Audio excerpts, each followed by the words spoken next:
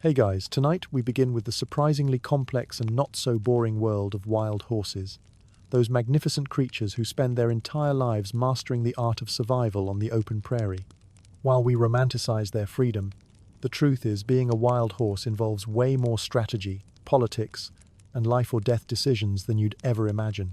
So before you get comfortable, take a moment to like the video and subscribe, but only if you genuinely enjoy what I do here, and let me know in the comments where you're tuning in from and what time it is for you.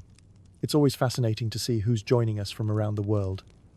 Now dim the lights, maybe turn on a fan for that soft background hum, and let's ease into tonight's journey together. You tumble into existence on a Tuesday morning that nobody asked for, legs everywhere like a collapsed card table someone tried to reassemble in the dark. The world greets you with the kind of enthusiasm usually reserved for unexpected dental work, which is to say, none at all. The first thing you notice, after the alarming realization that breathing requires actual effort, is that you've been deposited in what appears to be the most aggressively unremarkable landscape ever conceived. Prairie stretches in every direction with the relentless optimism of someone telling the same joke for the fourth time.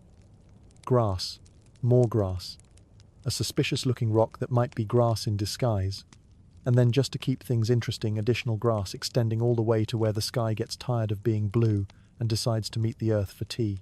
This is your kingdom, your inheritance, your life sentence of scenic monotony. You'll spend the next 20-odd years staring at variations of this exact view, and right now, flopped on your side like a broken umbrella, you have no idea how prophetic that thought is. Your mother, let's call her Mom, because you're not exactly in a position to negotiate formal introductions, inspects you with the clinical detachment of someone checking their grocery receipt. She gives you roughly 3 seconds of what could generously be called attention, before wandering off to find breakfast. Apparently, the miracle of birth doesn't excuse anyone from the morning routine of converting grass into continued existence. The message is clear: figure out walking, or become fertilizer. Nature's motivational techniques leave something to be desired in terms of emotional support. Your first attempt at standing involves a complex negotiation between 4 legs that seem to have been installed by different crews working from incompatible blueprints. Front legs extend, back legs protest, everything wobbles alarmingly, and you discover that gravity has a sense of humor, specifically the kind that involves practical jokes at your expense. You fold back to the ground with the grace of a dropped sandwich. Second attempt. You manage to get your hindquarters elevated while your front end remains stubbornly earthbound, creating a situation that looks like you're praying to the god of embarrassing positions. A passing meadowlark offers what sounds like commentary, though whether it's encouragement or constructive criticism is open to interpretation. Third attempt. All 4 legs achieve something resembling coordination for approximately 2 seconds before staging a coordinated rebellion. You crash back down, this time managing to kick yourself in the process. The meadowlark definitely sounds amused now. But here's the thing about being a wild horse: giving up isn't really an option when the alternative is becoming someone else's lunch. So you keep trying, because persistence in the face of dignity loss is apparently your first life skill. The morning mist rolls across the grassland, like nature's way of providing atmospheric lighting for your ongoing physical comedy routine. Somewhere in the distance, a meadowlark calls with the kind of clear, sweet note that makes the whole prairie seem to pause and listen. The air smells of wet earth and new grass, and that particular scent of morning that suggests the world has spent the night cleaning itself and is ready to start fresh. You finally achieve vertical status for 30 consecutive seconds without falling over, which feels like the kind of achievement that should come with its own parade. The world looks different from up here. Higher, more precarious, filled with an alarming number of things you could potentially fall over, into, or off of. But there's something else too. Standing here on legs that are still figuring out their job description, looking out over grass that extends beyond the edges of everything you can see, you feel something that might be the very beginning of what could eventually become confidence.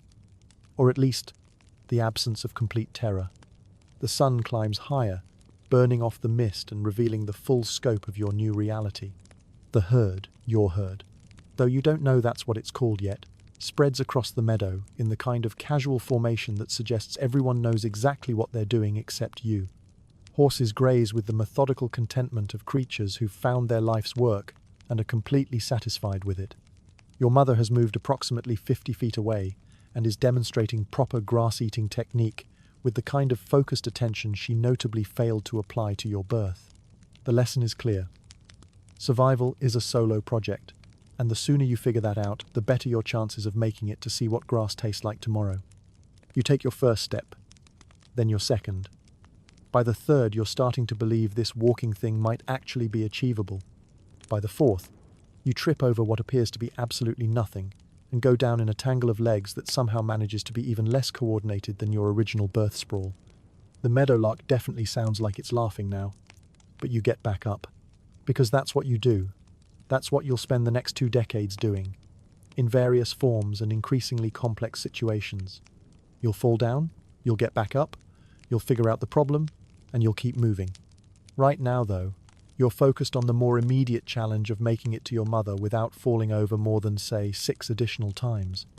The grass between you and her looks deceptively smooth, but you're already learning that prairie grass has a talent for hiding exactly the kind of irregularities designed to trip up someone still working out the fundamental mechanics of having legs. The morning settles into the rhythm that will define most of your life. The quiet business of survival disguised as the simple act of existing. Somewhere in the distance, another foal is probably having its own comedy routine with gravity and basic motor skills. The adults continue their eternal grass processing project with the kind of steady dedication that suggests they've found meaning in the mundane. And you, still wobbling but upright, take another step forward into whatever comes next. Week 1 of existence teaches you that legs are meant to work in pairs, not as independent contractors pursuing separate career goals. This revelation comes slowly, painfully, and with a lot more falling down than anyone's dignity should have to endure. Left front leg wants to go left. Right front leg has opinions about going right. Back legs are holding an ongoing debate about whether participation in this whole walking project is really in their best interest. The result is a style of movement that could charitably be described as interpretive dance, and more accurately called controlled falling with occasional success. But the real education begins when you encounter your first major life challenge, water. The creek runs clear and inviting through the meadow, making the kind of gentle babbling sounds that suggest it's the most harmless thing in the world. This is your first lesson in not trusting appearances.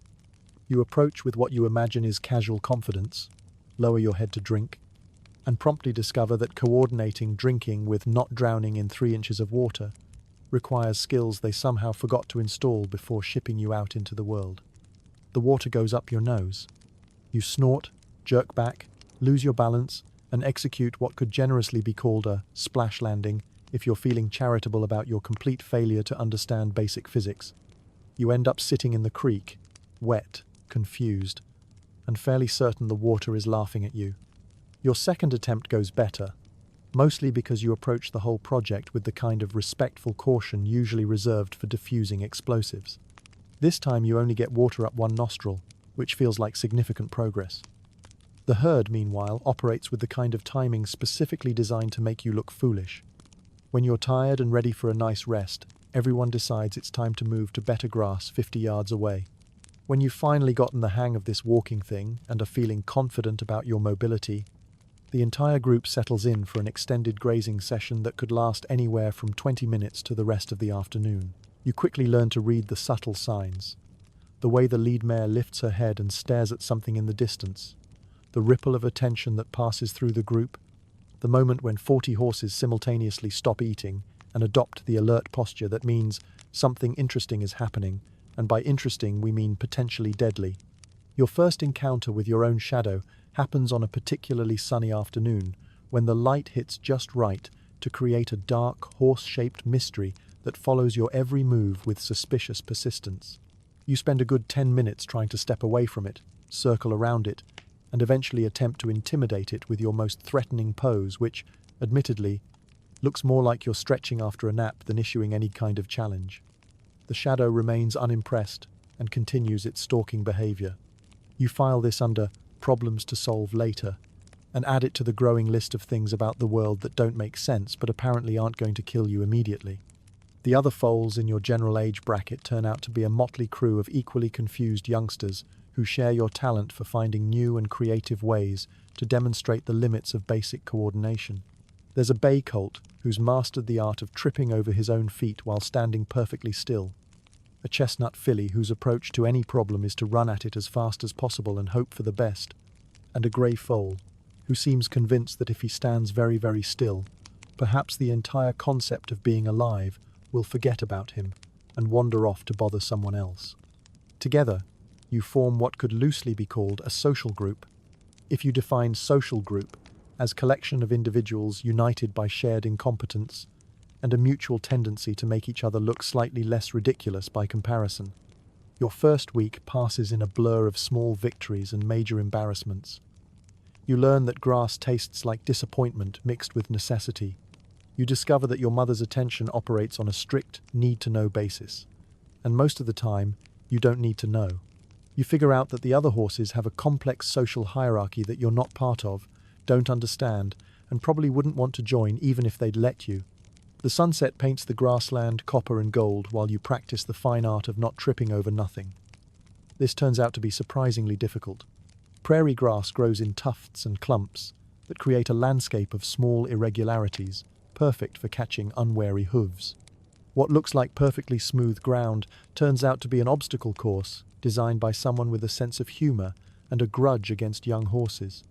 You spend the golden hour working on basic locomotion while the adult horses demonstrate the kind of easy grace that comes from years of practice.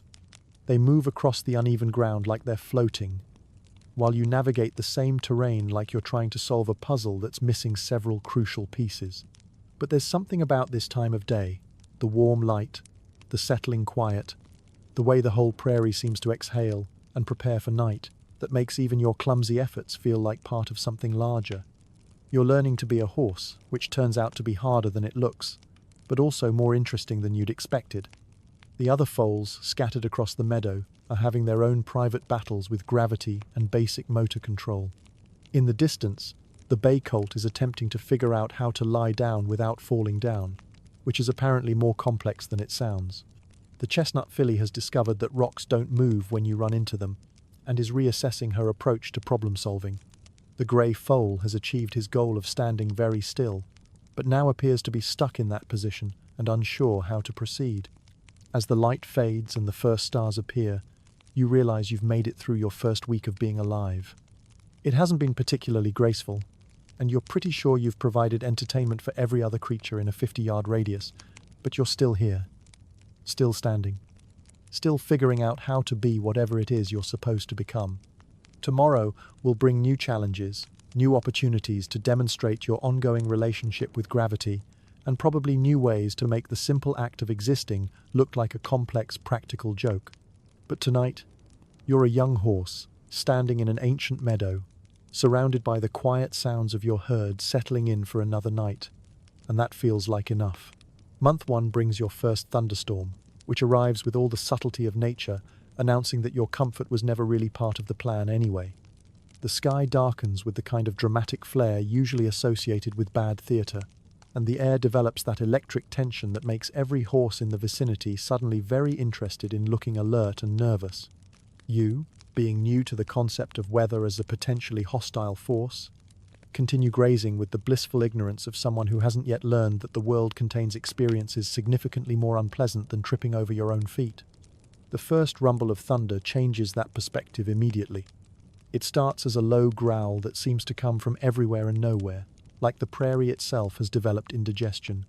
The adult horses lift their heads in unison, adopting the kind of alert posture that you're beginning to recognize as the universal signal for something is about to happen, and it probably won't be pleasant. The second rumble is louder, closer, and accompanied by a flash of light that turns the entire world briefly white. This is when you discover that your nervous system came equipped with some interesting factory settings, including an immediate and overwhelming desire to be anywhere else as quickly as possible. The rain, when it arrives, doesn't start gently. It begins like someone emptied a lake from a considerable height, turning the air into a wall of water that seems personally offended by your existence. Within seconds, you're soaked through to a level of wetness you hadn't previously imagined was possible. The ground turns slick and treacherous, which adds an exciting new dimension to your ongoing project of learning to walk without falling down. The herd begins to move with the kind of purposeful urgency that suggests this isn't their first experience with weather attempting to drown them on dry land. You follow, because following seems safer than standing alone in a field while the sky practices artillery bombardment. But keeping up with horses who actually know what they're doing turns out to be significantly more challenging when you're also trying not to slip on wet grass while being pelted by rain that seems to be falling sideways. This is your introduction to the concept that survival often involves being uncomfortable for extended periods while pretending you know what you're doing. You learn to identify danger by watching the adults, who have developed a sophisticated early warning system based on subtle changes in posture, ear position, and chewing rhythm. When 40 horses simultaneously stop eating and adopt the alert stare, you've learned to stop whatever you're doing and prepare for the possibility that running might become necessary at any moment. The challenge is learning to distinguish between something worth paying attention to and Mrs. Henderson from the next meadow over having opinions about the grass quality.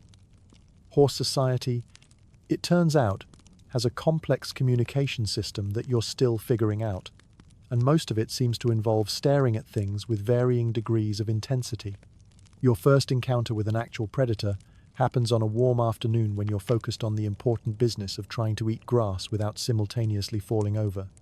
A coyote appears at the edge of the meadow, a scrawny, unremarkable creature that looks more interested in lunch than philosophy, but somehow manages to trigger an immediate and dramatic response from every adult horse in the vicinity. The transformation is remarkable. One moment you're surrounded by placid grass-processing machines, and the next you're in the middle of a group of animals who've suddenly remembered they're large, powerful, and equipped with hooves designed for more than just transportation. The lead stallion positions himself between the coyote and the rest of the herd, adopting a posture that communicates, "I am prepared to discuss this situation with violence if necessary." The coyote, for its part, seems to be running a cost-benefit analysis. It looks at the stallion, looks at you and the other foals, looks back at the stallion, and apparently decides that lunch isn't worth the paperwork. It trots away with the kind of casual dignity that suggests this was always part of the plan. But the incident leaves you with a new understanding of your place in the world. You're not just learning to be a horse, you're learning to be prey. Everything from your posture to your position in the group to your ability to run without falling down is part of an ongoing survival calculation that started long before you were born and will continue long after you're gone. This realization inspires your first attempt at being brave and protective, which involves charging at a tumbleweed that's clearly up to no good. The tumbleweed, being an inanimate object with no investment in dramatic confrontation, simply sits there while you approach with what you imagine is intimidating determination. You reach the tumbleweed, realize you have no clear plan for what to do with it, now that you've successfully charged it, and stand there for a moment, trying to figure out how to conclude this encounter with your dignity intact. The tumbleweed offers no helpful suggestions. Eventually, you return to the group with the satisfied air of someone who has successfully dealt with a potential threat, even though everyone involved knows you've just spent 5 minutes having a staring contest with dried vegetation. The other foals pretend to be impressed, mostly because they're hoping you'll return the favor when they inevitably do something equally ridiculous. The concept of hierarchy becomes apparent gradually through a series of small interactions that teach you exactly where you stand in the complex social structure of horse society.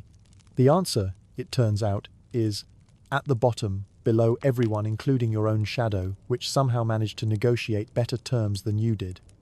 Every horse in the herd outranks you. The lead stallion outranks you by several orders of magnitude. The lead mare outranks you with the kind of casual authority usually associated with natural forces. The other adult horses outrank you in ways that are both obvious and subtle.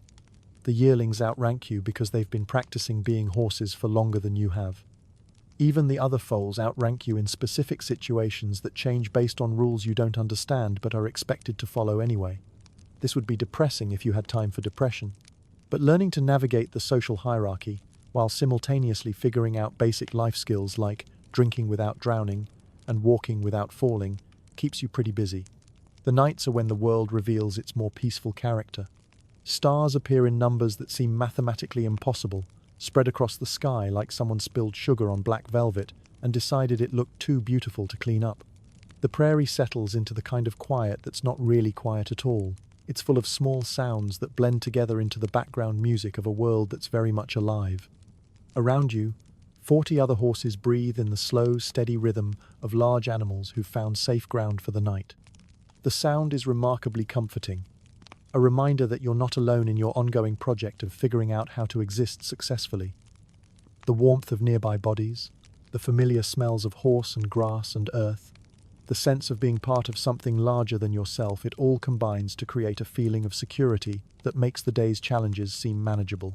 Lying in the grass under more stars than you can count, surrounded by the quiet breathing of your herd, you realize you've survived your first month of being alive. It hasn't been particularly graceful, and you're pretty sure you've provided more entertainment than protection for the group, but you're still here, still breathing, still learning, still falling down and getting back up and trying again. Tomorrow will bring new lessons in the ongoing curriculum of survival, new opportunities to demonstrate that being a wild horse involves a lot more complexity than it appears from the outside, and probably new ways to discover that the world contains challenges you haven't even imagined yet. But tonight, under a sky full of stars that have watched countless generations of horses learn these same lessons, you're exactly where you belong. Your body, having apparently consulted with a committee of sadists, decides to grow in the most inconvenient order possible. Legs first, coordination sometime never, possibly after a lengthy appeals process that may or may not be resolved in your lifetime. By month 3, you've achieved the proportions of something assembled from spare parts by someone working in the dark. Your legs have embraced their role as structural supports with the kind of enthusiasm usually reserved for overachievers, stretching skyward with such determination that the rest of you is left scrambling to catch up. This creates a walking style that could charitably be described as interpretive, and more accurately called an ongoing negotiation between ambition and physics. The other foals are experiencing similar architectural challenges. The bay colt now looks like someone attached horse legs to a small pony and hoped no one would notice the proportional discrepancies. The chestnut filly has developed a gait that suggests she's constantly surprised to find ground under her feet. The grey foal has grown vertically, but not horizontally, creating the impression of a horse viewed through a funhouse mirror. Together, you form a mobile advertisement for the awkward phase of development, moving across the prairie like a group of experimental sculptures that someone forgot to finish. Your first winter arrives with the kind of theatrical drama that suggests nature has been taking correspondence courses in classical tragedy. The sky develops a perpetual grey complexion, the wind acquires teeth, and the grass disappears under a layer of snow that transforms the familiar landscape into something that looks like the world's largest and least comfortable bedsheet. This is when you discover that grass under snow tastes exactly like you'd expect grass under snow to taste, which is to say, like disappointment with a side of ice crystals and the faint flavor of regret. The process of obtaining this culinary disaster involves a complex routine of pouring through snow, brushing away ice, and excavating what might generously be called vegetation from its winter hiding places. The adult horses approach this challenge with the grim determination of creatures who've done this before and know exactly how unpleasant it's going to be. They pour methodically through the snow, creating neat clearings where the grass waits in various states of preservation, like archaeological specimens of a more optimistic season. You, being new to the concept of winter as an extended inconvenience, initially approach the snow with curiosity. It's cold, which is interesting. It's white, which is different. It makes crunching sounds when you walk on it, which provides a certain entertainment value. The novelty wears off approximately 15 minutes after you realize that this cold, white, crunchy stuff is now the permanent ground cover for the next several months. Learning to forage through snow while maintaining your balance on increasingly long legs becomes your primary occupation. The snow hides irregularities in the ground that turns simple walking into an ongoing challenge, and your still developing coordination makes every step an adventure in applied physics. You spend most of December looking like you're trying to solve a complex puzzle while ice skating. But there's something about winter that teaches patience in ways the easier seasons never could. The rushed urgency of summer gives way to a slower rhythm, where every calorie counts and every movement has to be worth the energy it costs.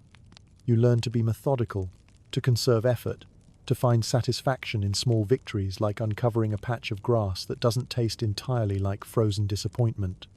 The hierarchy reshuffle happens gradually, as you realize you're no longer the smallest thing in the herd.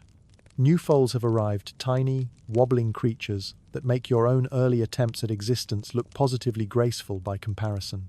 You watch them stumble through their first encounters with basic motor skills and feel something that might be the beginning of what could eventually become confidence.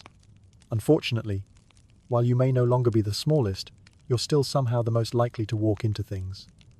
Low-hanging branches seem to relocate specifically to intercept your path. Rocks develop the ability to camouflage themselves until the exact moment you're about to step on them. Even stationary objects like fence posts and trees appear to move slightly when you're not looking directly at them, positioning themselves for maximum collision potential. The other horses begin to give you a slightly wider berth when you're moving, which you choose to interpret as respect for your unpredictable navigation style rather than a safety precaution. Your first successful intimidation of something happens on a warm spring morning when you encounter a dandelion that's clearly gotten ideas above its station. Most dandelions know their place. They grow quietly, mind their own business, and don't make trouble for passing horses. But this particular dandelion has positioned itself directly in your path with what can only be described as aggressive intent. You approach cautiously, giving the dandelion several opportunities to relocate itself to a more appropriate position. It remains stubbornly in place, its yellow head tilted at what you're fairly certain is a mocking angle. This calls for decisive action. You draw yourself up to your full height, which, admittedly, is still more legs than torso, but impressive nonetheless, and fix the dandelion with your most intimidating stare. You've been practicing this look for weeks, working on the kind of steely-eyed intensity that suggests you're not to be trifled with. The dandelion, faced with this display of barely contained power, wilts slightly. Victory! Your first successful intimidation, even if your opponent was a small flowering plant with no obvious capacity for fear. You step carefully around the now properly subdued dandelion and continue on your way with the satisfied air of someone who has successfully established their position in the natural order. Learning the subtle art of herd politics turns out to be more complex than simply figuring out who's in charge. There are layers of social interaction that operate according to rules that are both ancient and constantly evolving. Who to follow depends on the situation: the lead mare for decisions about movement and safety, the lead stallion for protection-related matters, certain older mares for information about weather and grass quality, and various other horses for specific areas of expertise that you're still identifying. Who to avoid is equally important. There's a bay mare who kicks first and asks questions later. A black stallion who considers any eye contact to be a personal challenge. Several horses who seem pleasant enough individually but become insufferable in groups. And a few who are perfectly fine most of the time but develop personality disorders when the weather changes or the grass gets scarce. Most challenging is learning to identify who's likely to kick you just because it's Tuesday. Some horses operate on internal schedules that have nothing to do with logic or your behavior. They wake up in a mood that can only be improved by making someone else's day worse, and you're often the most convenient target for their therapeutic violence. You develop a sixth sense for reading these moods, learning to interpret the subtle signs, the particular way someone's ears lay back, the specific tension in a hindquarter that suggests it's about to become a weapon, the sideways look that means, "I'm having a bad day," and you're about to share in the experience. Spring arrives with the subtlety of a marching band that's been rehearsing for months and is finally ready to debut their most enthusiastic performance. One day the world is brown and grey and tired-looking, and the next morning you wake up to discover that someone has repainted the entire prairie in shades of green so vivid they hurt to look at directly. The transformation is nothing short of miraculous. Grass appears overnight in quantities that seem mathematically impossible. Wildflowers bloom in profusion, turning the meadows into what looks like nature's attempt at interior decorating. Trees that spent the winter looking like elaborate coat racks suddenly sprout leaves with the enthusiasm of creatures who've been holding their breath for 6 months and can finally exhale. Most importantly, there's food everywhere that doesn't require archaeological excavation. After months of pouring through snow to find grass that tastes like it died sometime last October, the abundance of fresh, green, actually edible vegetation feels like a minor miracle. You can graze for hours without having to move more than a few steps, and everything you eat tastes like it was designed specifically for horses who've spent the winter questioning their dietary choices. The adult horses celebrate spring with the kind of restrained enthusiasm appropriate to creatures who've survived enough winters to know that seasons change, but the basic challenge of staying alive remains constant. But there's a lightness in their movement, a relaxation in their posture, that suggests even the most practical survival-focused horse can appreciate the simple pleasure of abundant grass and warming weather. You celebrate by running, not toward anything specific or away from any particular threat, but simply because you can. Because your legs, which have finally grown into something resembling proper proportions, are capable of carrying you across the prairie with a speed and grace that still surprises you. Because the ground is solid and warm under your hooves, and the air smells like growth and possibility, and sometimes the appropriate response to beauty is simply to move through it as fast as you can. The other young horses join you in these spontaneous celebrations of mobility, and together you race across the meadow for the pure joy of being alive in spring, your awkward winter movements replaced by something that's beginning to look like actual horseness. As the days grow longer and the grass grows taller, you realize you've survived your first full seasonal cycle. You've made it through the comedy of birth, the challenges of learning basic life skills, and the tests of winter survival. You're still awkward, still growing, still prone to walking into things that should be easy to avoid, but you're also undeniably more horse-like than you were a year ago. Standing in a meadow full of spring grass, surrounded by your herd in the warm afternoon sun, you have your first moment of something that might eventually become wisdom. The understanding that life consists largely of surviving one season to experience the next, and that this cycle of challenge and renewal is not just endurable, but somehow, surprisingly, worth it. By your second year, you've mastered one of the most essential skills of adult horse life: appearing alert and engaged while thinking about absolutely nothing. This is harder than it sounds and more useful than you might expect. The technique involves positioning your ears at exactly the right angle to suggest attentive listening, maintaining a posture that communicates readiness for action, and developing a facial expression that implies deep thoughts about important horse matters. In reality, you're running a mental screensaver featuring variations on themes like grass, not falling down, and that cloud looks like a horse, which is either profound or completely meaningless. This skill proves invaluable during the daily routine of herd life, which consists largely of standing around in groups while the adults conduct important-looking conversations about topics like grass quality, weather patterns, and which directions might contain better grass or different weather patterns. Your ability to look like you're following these discussions while actually contemplating whether your left hind hoof itches allows you to participate in herd social life without the exhausting business of having opinions about everything. The teenage years bring their own particular challenges, chief among them the development of feelings you don't understand about horses you don't have any business having feelings about.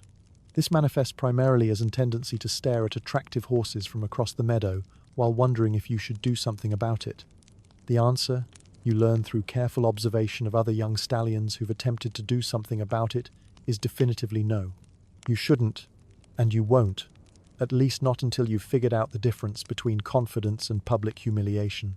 There's a particular bay mare who grazes with the kind of elegant efficiency that suggests she's elevated the simple act of eating grass into an art form. She moves with a grace that makes your own still occasionally awkward coordination look like a rough draft of hoarseness that someone forgot to revise.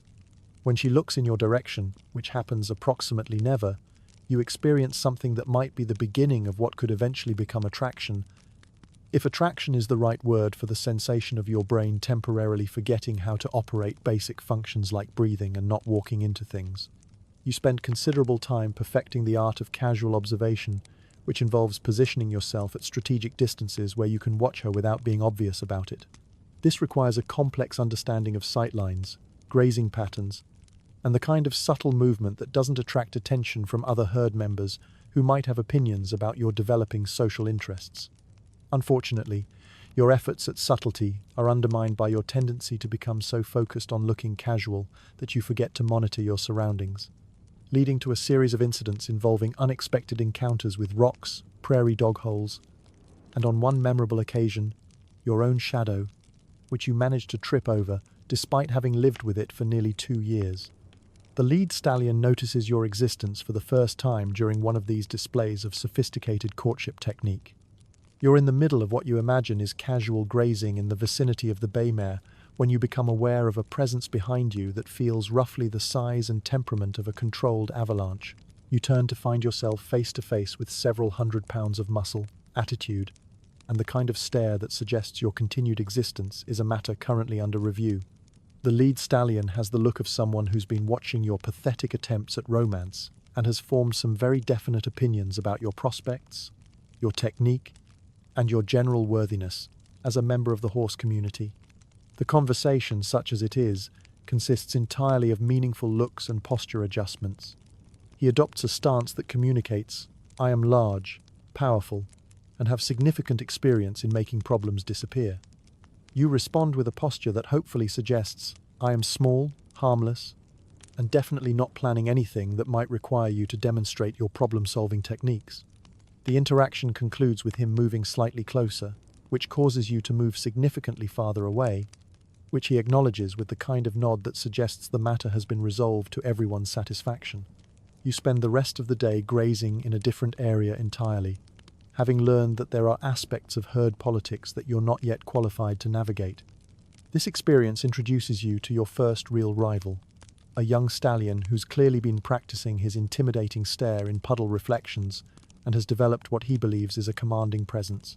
He's approximately your age, size, and level of experience, which makes him the perfect opponent for the kind of conflict that's more about posturing than actual danger. The rivalry develops over several weeks of escalating demonstrations of presumed dominance. It begins with staring contests that neither of you wins because neither of you is entirely sure what winning would look like. It progresses to displays of athletic ability that mostly involve running in circles and occasionally jumping over things that could easily be walked around. The conflict reaches its inevitable conclusion on a warm afternoon when both of you decide simultaneously that the situation requires decisive action. What follows is less epic battle than awkward shoving match, a confusion of necks and shoulders, and the kind of grunting noises that suggest significant effort being applied to unclear objectives. You discover that fighting, like most other horse activities, requires skills that nobody bothered to teach you in advance.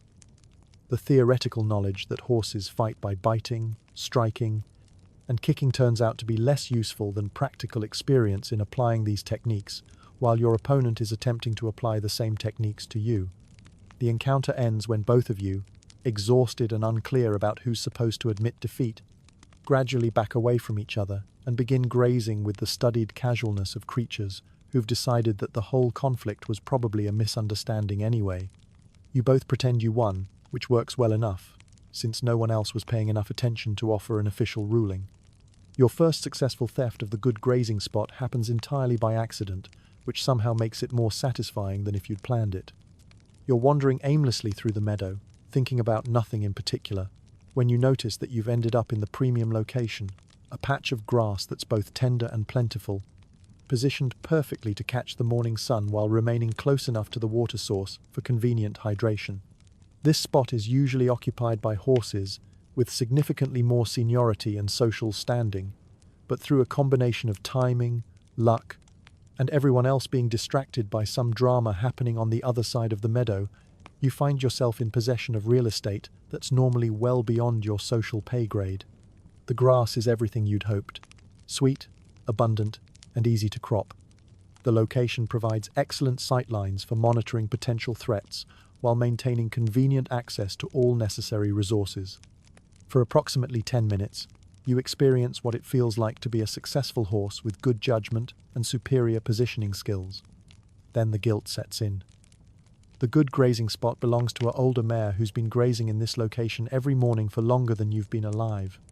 She's earned this position through years of competent herd membership and the kind of steady reliability that keeps everyone alive through difficult seasons. Your occupation of her spot is essentially theft of services from someone who's never done anything to deserve having her morning routine disrupted by an opportunistic teenager. You finish the grass you've already started, because wasting food would be worse than the original transgression, but you graze quickly and with the kind of nervous attention that suggests you're expecting to be discovered and prosecuted at any moment. When the older mare appears at the edge of the meadow, you immediately relocate yourself to a less desirable location and spend the rest of the morning trying to look like you've been there all along. She takes her usual spot without acknowledgement of your presence, which you choose to interpret as either forgiveness or evidence that your crime went unnoticed.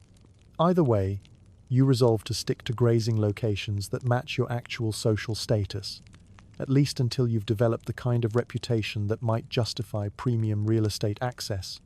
Summer drought arrives with the opposite energy of spring's enthusiastic abundance. Instead of overnight transformation, the change happens gradually, a slow shift from plenty to scarcity that tests everyone's resource management skills. The grass turns the color of disappointment, shifting from vibrant green through various shades of yellow and brown, until it resembles the kind of vegetation that might be acceptable for horses who've lowered their standards considerably. Water becomes a philosophical concept rather than a practical reality. The creek that bubbled cheerfully through the meadow all spring reduces to a series of disconnected pools that shrink visibly each day. The water that remains tastes increasingly like mud, with a hint of desperation. But it's still water, and you've learnt enough about survival to understand that preferences about taste become irrelevant when the alternative is thirst. The herd's daily routine revolves entirely around the management of these diminishing resources. Grazing happens during the cooler hours of early morning and late evening, with the hot middle of the day spent in whatever shade can be found, standing as still as possible to minimize energy expenditure. Every movement has to be worth the effort it costs, every decision weighed against its impact on the group's collective ability to survive until conditions improve. You learn patience of a different kind than winter taught you. Winter patience was about enduring discomfort while waiting for improvement. Summer drought patience is about managing scarcity while maintaining hope that the situation isn't permanent. It's the difference between knowing that spring will eventually arrive and hoping that rain might still be possible. The experience teaches you that survival often involves long periods of boring discomfort, interrupted by brief moments of serious decision-making. Most days pass without significant events, just the steady business of converting whatever nutrition you can find into continued existence. But when decisions are required, which water source to use, when to move to different grazing, how to respond to signs of stress in the herd, they matter more than anything that happened during the easier seasons. By the end of the drought, when the first serious rain finally arrives and transforms the brown prairie back into something that remembers how to be green, you understand that you've learned something important about being a horse. Not just the physical skills of survival, but the mental approach that makes survival possible. The ability to find satisfaction in small improvements, to maintain hope during extended difficulty, and to appreciate abundance when it returns without taking it for granted. Standing in the first good grass you've tasted in months, rain-soaked and grateful, you realize that you've developed something that might eventually become wisdom, the understanding that conditions change, resources vary, and the key to success is learning to adapt your expectations to match reality rather than demanding that reality adapt to your preferences. The inevitable moment arrives on a crisp morning in your third year, delivered with the kind of understated authority that makes dramatic gestures unnecessary. The lead stallion approaches with the casual confidence of someone who's about to rearrange your entire life and wants you to know it's nothing personal. He doesn't announce his intentions. Horses rarely waste time on elaborate explanations when a meaningful look will suffice. Instead, he positions himself in your vicinity and adopts the kind of posture that suggests you might be happier somewhere else, anywhere else really, as long as it's not here, with this herd, eating this grass, breathing this air, or existing in this general area of the prairie. The message is delivered through a complex system of ear positions, subtle weight shifts, and the type of stare that makes you suddenly very aware of your own breathing. He's not angry, exactly, or even particularly hostile. He's simply informing you that your childhood is officially over, and your continued presence in the family unit has transitioned from occasionally annoying but tolerable to unacceptable competition that needs to be relocated. You understand immediately, with the kind of clarity that comes from having your options reduced to exactly one. This is not a negotiation, a discussion, or a temporary inconvenience that might be resolved through improved behavior. This is notification that your lease on herd membership has expired and will not be renewed. Your first solo adventure begins with what you imagine is confident independence, and immediately becomes a comprehensive study in how quickly confidence can evaporate when it's not supported by actual competence. Within the first hour of voluntary exile, you discover that navigating the world without the security of 40 other horses requires skills that nobody bothered to teach you during your comfortable childhood. The prairie, which looked perfectly manageable when viewed from the safety of the herd, reveals itself to be full of subtle complexities that you'd never noticed. Every ridge might hide a predator. Every draw could contain quicksand, rattlesnakes, or worse, other horses who might have opinions about your presence in their territory. The wind carries scents and sounds that require interpretation, and you realize that you've been relying on the collective wisdom of the herd to make sense of environmental information that you don't actually know how to read independently. Most unsettling is the silence. Not actual silence, the prairie is full of sounds if you know how to listen, but the absence of the constant, comforting background noise of your herd. No reassuring breathing of nearby horses, no familiar sounds of grazing and movement, no subtle communications that let you know everything is normal and safe. Instead, there's just you, the wind, and the kind of quiet that makes every small sound seem significant and potentially threatening.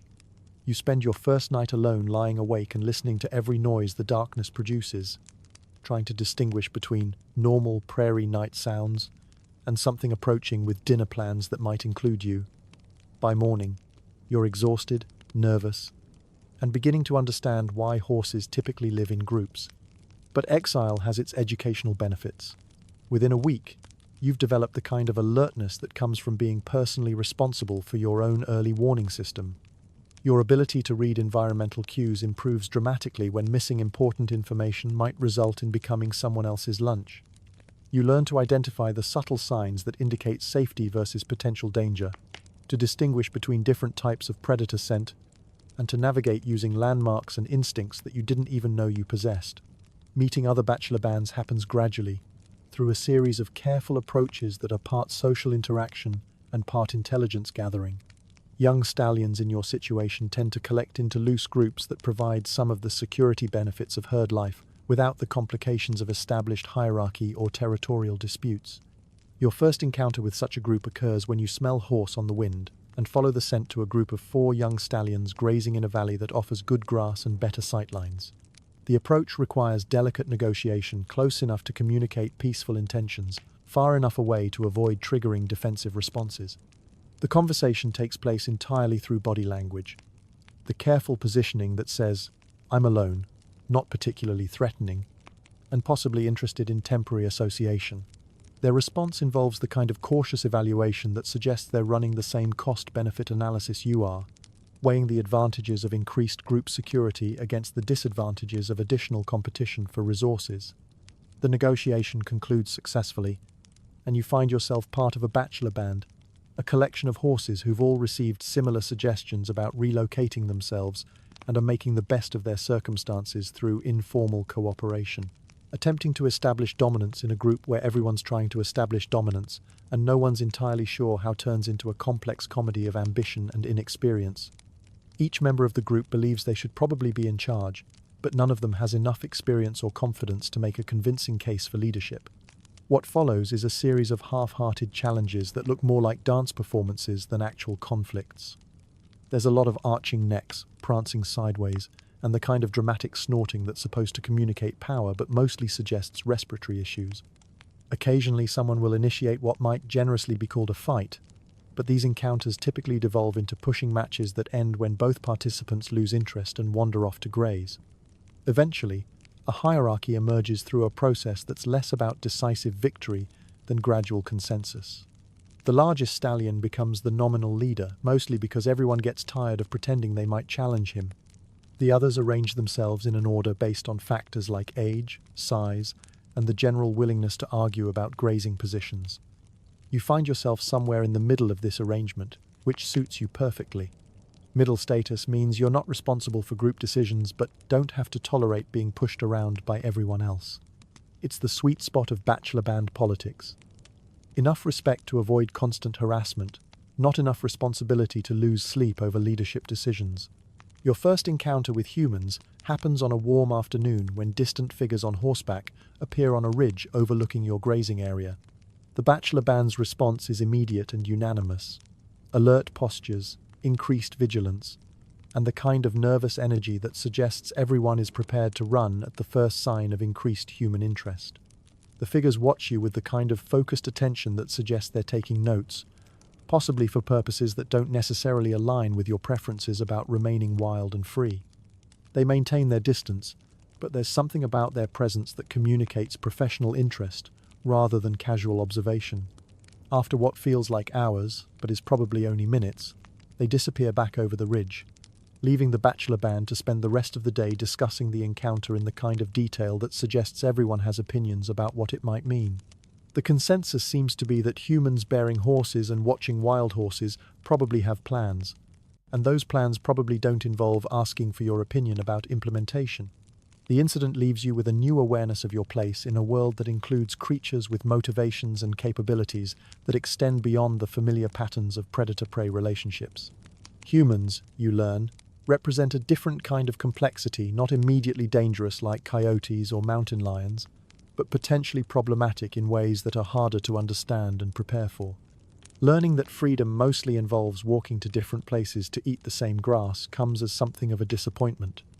The romantic notion of independence as an endless adventure of discovery and self-determination gives way to the practical reality that survival requirements don't change much regardless of your social status.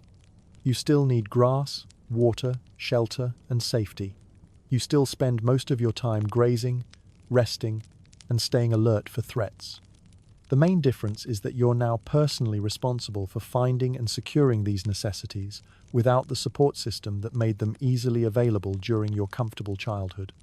Freedom, it turns out, is largely about having the option to choose which grass to eat and when to eat it, within the constraints imposed by availability, weather, season, and the presence of other creatures who might have different ideas about resource allocation. It's more administrative than adventurous, requiring the kind of practical decision-making that prioritizes survival over self-expression. But there are moments when the independence feels genuinely valuable. Watching the sunrise from a ridgetop you chose for yourself, without having to coordinate your schedule with 40 other horses, moving at your own pace across landscapes that you're seeing for the first time, making decisions based on your own assessment of conditions rather than following the collective judgment of the herd. These moments of authentic freedom are brief and usually interrupted by practical concerns like finding water or avoiding predators, but they provide enough satisfaction to make the increased responsibility bearable. Autumn migration follows ancient paths across landscapes that have remained unchanged since your ancestors' ancestors walked them. The bachelor band moves south as the days grow shorter and the nights carry the first hints of winter, following routes that are marked not on any map, but in the collective memory of generations of horses who made the same journey. There's something deeply satisfying about traveling these old paths, placing your hooves in spots where countless other horses have walked, following the wisdom of those who learned through experience where the good grazing is, where water can be found, which passes are safest in different weather conditions. You're part of a tradition that extends far beyond your individual existence, connected to a continuity of horse knowledge that has been tested and refined over centuries. The landscape changes as you travel, from the familiar grasslands of your birth territory through rolling hills and river valleys, each with its own character and challenges. You learn to read new types of terrain, to identify different plant species, to navigate using landmarks that belong to someone else's homeland. Travel with the bachelor band teaches you about group dynamics in ways that herd life never did. Without the established hierarchy and clear leadership of a family group, decisions must be negotiated among equals who don't always agree about the best course of action. You learn the art of compromise, the value of consensus building, and the importance of maintaining group cohesion even when individual preferences might suggest different choices. By the time you reach the winter grounds, a sheltered valley with reliable water and grass, that's been a seasonal refuge for wild horses longer than anyone remembers. You've traveled hundreds of miles and learned more about being a horse than you did during your entire childhood. Standing in the valley as the sun sets behind mountains that will provide protection from the worst of winter's weather, surrounded by horses who've become partners in this journey of discovery and survival, you realize that exile wasn't the ending of one phase of your life, it was the beginning of another. A more challenging phase, certainly, but also one with possibilities that you're only just beginning to understand. Settling into a routine with your fellow displaced males reveals that being a bachelor horse involves more structure than you might expect from creatures who theoretically have no responsibilities beyond their own survival. The rhythm that emerges, eat, sleep, practice looking impressive, repeat, provides the kind of comfortable predictability that makes freedom manageable rather than overwhelming. Mornings begin with the serious business of grazing, conducted with the methodical focus of creatures who understand that nutrition is the foundation upon which all other activities depend. The bachelor band spreads out across whatever meadow or valley you've chosen for the day, each horse claiming a section of grass that provides both adequate food and clear sight lines for monitoring potential threats. This is when you discover that other stallions are just as clueless as you are about most aspects of adult horse life. They're just better at hiding it behind performances of confidence that range from convincing to transparently theatrical. The oldest member of your group, a bay stallion who's maybe 6 months your senior, has developed a way of standing that suggests profound wisdom about horse affairs, but you've watched him spend 10 minutes trying to decide which direction to walk to reach water that's clearly visible 50 yards away. The youngest stallion practices impressive poses when he thinks no one is looking, working on the kind of dramatic head tosses and neck arches that might be useful for intimidating rivals or attracting mares. His technique needs work. The head tosses look more like he's trying to dislodge an insect than communicate power, but his dedication to improvement is admirable. The middle-aged stallion, who's approaching the advanced age of 4, has mastered the art of looking busy while accomplishing nothing in particular. He can spend an entire afternoon engaged in what appears to be important stallion behavior, marking territory, checking wind patterns, surveying the landscape for potential opportunities or threats that accomplishes exactly nothing but creates the impression of competent leadership. You fit into this collection of amateur adults by developing your own specialty. The appearance of thoughtful consideration. You've learned to pause meaningfully before making any decision, to study problems with the kind of intense focus that suggests deep analysis, and to nod sagely at observations made by other members of the group. That most of your thoughtful consideration consists of wondering whether that cloud looks like a horse or trying to remember what you were supposed to be thinking about doesn't detract from the overall effect. Your first serious attempt at attracting mares during breeding season becomes a masterclass in public embarrassment that provides educational value for everyone involved, though possibly not the kind of education you were hoping to acquire. The opportunity arises when a small group of mares appears in the valley where your bachelor band has been spending the summer. They're traveling without male protection, either escapees from some other stallion's herd or a family group whose stallion met an unfortunate end, and represent the kind of chance that young stallions dream about during long winter nights. Your approach to courtship combines theoretical knowledge gleaned from observing other horses with techniques that seemed impressive in your imagination but prove less effective in practical application. You've seen successful stallions demonstrate their fitness through displays of strength, speed, and grace. So you decide to showcase these qualities through a performance that will clearly communicate your desirability as a breeding partner. What follows is a routine that might charitably be described as interpretive dance and more accurately called a comprehensive demonstration of why you're still single. You prance, you arch your neck, you execute what you believe are impressive turns and stops. You call out with what you intend as seductive nickering but which sounds more like a horse with sinus problems. The mares watch this performance with the kind of polite attention usually reserved for children's school plays, interested enough to be supportive, detached enough to maintain critical judgment. Their response suggests they appreciate the effort, but are not overwhelmed by the execution. Your bachelor band colleagues provide a supportive audience, mostly because they're planning their own courtship attempts and want to learn from your mistakes before making their own. They offer encouragement that sounds suspiciously like amusement, and advice that's probably well-intentioned, but definitely unhelpful. The courtship concludes when the lead mare approaches you with the patient air of someone who's about to deliver disappointing news gently. She doesn't say anything. Horses rarely waste words when a meaningful look will suffice, but her expression communicates something like, "Thank you for your interest, but we're looking for someone with more experience and fewer coordination issues." The mares move on to investigate other options, leaving you to contemplate the gap between aspiration and achievement that defines much of bachelor stallion existence. Your territorial dispute with an older stallion happens because you make the mistake of grazing in an area that he considers his personal property, despite the absence of any obvious markers indicating private ownership. You're focused on the important business of converting grass into continued existence when you become aware of a presence that feels roughly the size and temperature of a barely controlled explosion. The older stallion has clearly been doing this longer than you have. His approach combines physical intimidation with the kind of psychological pressure that comes from complete confidence in his ability to make your day significantly worse if you fail to adjust your behavior immediately. The negotiation that follows is conducted entirely through body language, starting with his assumption of a posture that communicates, "I am large, experienced, and prepared to discuss this situation through violence if necessary." Your response involves trying to look confident while gradually backing away from the disputed grazing area. This works for approximately 30 seconds, until you realize that backing down without any show of resistance might establish a precedent that leads to being pushed around by every horse who decides they'd prefer to graze where you're grazing. Sometimes you learn survival requires taking a stand, even when you're not entirely sure you can defend the position you're taking.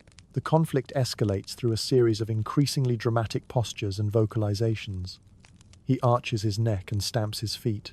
You arch your neck and attempt to look larger than you actually are. He makes the kind of noise that suggests he's practicing for a career in intimidation. You respond with what you hope is an equally impressive sound, but which probably comes across more like a question than a statement. The physical confrontation, when it finally happens, is less epic battle than chaotic collision of inexperience meeting competence. He knows what he's doing, which gives him a significant advantage over your approach of try everything and hope something works. But you have the desperate energy that comes from defending your first real territory, even if it's just a patch of grass that you happened to be eating when the dispute began. The fight involves a lot of neck wrestling, strategic kicking, and the kind of grunting noises that suggest both participants are putting significant effort into an activity that probably looks more impressive than it feels. You discover that fighting requires stamina you didn't know you'd need, coordination you definitely don't have, and tactical thinking that's difficult to maintain when someone is actively trying to bite you. The encounter ends when you manage to land a solid kick that doesn't cause serious damage but clearly gets his attention.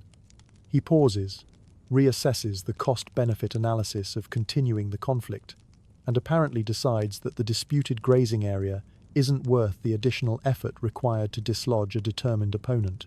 He withdraws with the kind of dignity that suggests this was always part of his plan, leaving you in possession of grass that now tastes like victory mixed with adrenaline and the faint flavor of, "I can't believe that actually worked." Learning the difference between confidence and stupidity becomes an ongoing educational project that involves demonstrating the latter more often than you'd prefer. The line between these two states is apparently much thinner than you'd realized, and crossing from one to the other can happen with remarkable speed. Confidence, you learn, is based on accurate assessment of your abilities relative to the challenges you're facing. It involves understanding your strengths, acknowledging your limitations, and making decisions that maximize your chances of success while minimizing unnecessary risk. Stupidity, on the other hand, involves overestimating your abilities, underestimating challenges, and making decisions based on what you wish were true rather than what actually is true. It's remarkably easy to confuse the two, especially when you're motivated by pride, peer pressure, or the desire to impress potential mates. Your education in this distinction involves a series of incidents that provide clear examples of the difference. Confidently defending your grazing area from reasonable challenges. Good decision-making. Stupidly challenging an older, larger, more experienced stallion to a fight over territory you don't actually need. Poor judgment that results in educational but painful consequences. Confidently approaching a group of mares who seem receptive to social interaction. Appropriate bachelor behavior. Stupidly interrupting a conversation between a mare and her protective stallion because you think you have something important to contribute. A learning experience that involves running faster than you knew you could run. The pattern becomes clear over time. Confidence is quiet, internal, and based on evidence. Stupidity is loud, external, and based on wishful thinking. The challenge is learning to recognize which state you're in before committing to actions that can't be easily reversed. Your first successful defense of a position you actually want happens during the autumn rut, when seasonal hormones combine with territorial instincts to create situations that require more decisive action than usual. A younger stallion, probably freshly exiled from his birth herd, approaches your bachelor band with the kind of aggressive confidence that suggests he's looking for someone to push around while he establishes his place in the world. He chooses you as his target, possibly because you seem approachable, possibly because he's made the same mistake everyone makes of assuming that quiet confidence indicates weakness rather than self-control. His challenge is delivered with the theatrical flair of someone who's been practicing his intimidation techniques but hasn't had much opportunity to test them in real situations. This time, you're ready. Months of bachelor band life have taught you to read these situations, to distinguish between serious threats and performance art, to respond appropriately rather than reactively. Your counter-challenge is delivered with the kind of calm authority that comes from actually knowing what you're doing rather than pretending you know what you're doing. The confrontation that follows is brief and decisive. He's expecting the kind of extended posturing and negotiation that characterizes most bachelor disputes. Instead, you respond immediately and effectively, demonstrating that you're prepared to fight but would prefer not to, confident in your ability to win but not interested in unnecessary drama. He reassesses the situation, realizes he's misjudged both your capabilities and your willingness to use them, and withdraws to find a more appropriate target for his territorial ambitions. The encounter leaves you with a clearer understanding of your own capabilities and a reputation among the local bachelor population as someone who shouldn't be tested casually. Immediately after this success, you experience the kind of philosophical confusion that comes from getting what you thought you wanted and then wondering if you actually want it. The position you've just defended your status in the bachelor band hierarchy, your claim to preferred grazing areas, your reputation as a stallion who can handle his own affairs comes with responsibilities and expectations that you hadn't fully considered. Other horses now look to you for decisions about movement, grazing, and response to potential threats. Your opinions carry weight in group discussions about territorial boundaries and resource allocation. You've achieved a level of respect that you've been working toward for months, and now you're not entirely sure what you're supposed to do with it. This is your first encounter with the paradox of success. The things you work hardest to achieve often turn out to be more complex than you expected, requiring skills and accepting burdens that weren't obvious from the outside. Leadership, even informal leadership in a bachelor band, involves more than winning fights and looking impressive. It requires judgment, responsibility, and the kind of decision-making that affects other horses' survival and well-being. Winter's grip tightens with the inexorable patience of a season that's done this before and knows exactly how it's going to end. The comfortable routine of summer grazing gives way to the serious business of survival, when every calorie counts and philosophical contemplation becomes a luxury you can't afford. The bachelor band contracts both geographically and socially, drawing closer together for warmth and mutual protection while moving to sheltered areas that provide some relief from the worst weather. The easy camaraderie of warm weather becomes focused cooperation, with each horse contributing to the group's collective ability to make it through the months when nature is actively trying to kill you. Your role in this winter community is more complex than it was during your comfortable childhood, when survival was largely someone else's responsibility. Now you're part of the decision-making process that determines where to shelter, when to move, how to respond to threats, and which risks are worth taking for potential rewards. The responsibility is heavier than you expected, but also oddly satisfying. There's something deeply meaningful about contributing to your own survival and the survival of horses who've become your chosen family. The bachelor band isn't bound together by blood or territory, or the kind of formal hierarchy that characterizes breeding herds. You're connected by shared experience, mutual respect, and the simple recognition that survival is easier with partners than alone.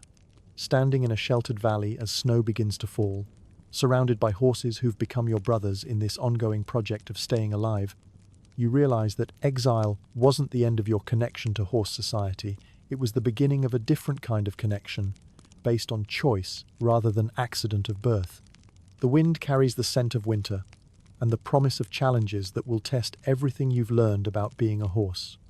But for the first time since leaving your birth herd, you feel ready for whatever comes next. Not because you're confident you can handle every challenge, but because you've learned that confidence isn't about knowing you'll succeed, it's about knowing you'll keep trying, whatever happens.